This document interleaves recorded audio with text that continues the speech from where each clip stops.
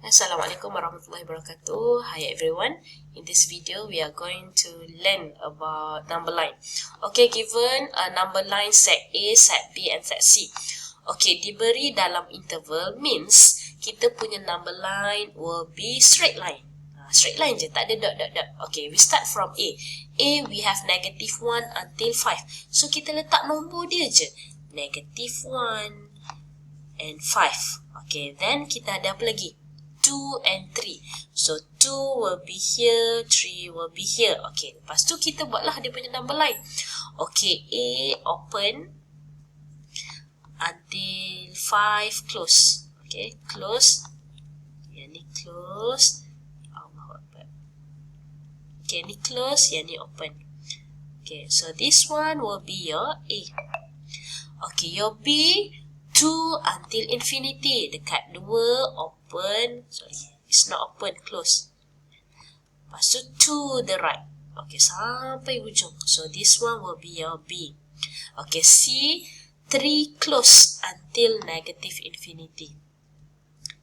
Okay, to the left. Okay, so ini adalah C, yang ini adalah close. Okay, now look at the question. Okay, kat sini kita ada bracket. So we need to do the bracket first. A intersect C. Okay, so cikgu guna warna lain. Okay, cikgu guna warna lain. Cikgu ambil warna merah.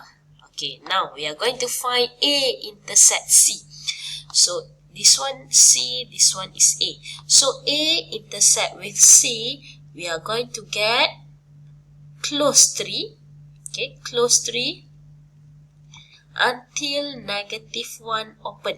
Kenapa open? Sebab kat sini open, yang kat atas ni close. So kita akan dapat this one is A intersect C.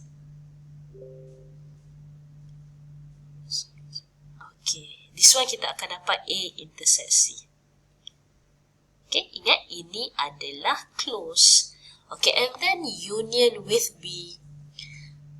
Okay, union with B, kita guna warna hijau. Okay, katakanlah warna hijau Okay, union with B, so we are going to take all the red part and the B part. So we are going to have open 1, negative 1 until infinity. That's why the answer is open negative 1 until infinity.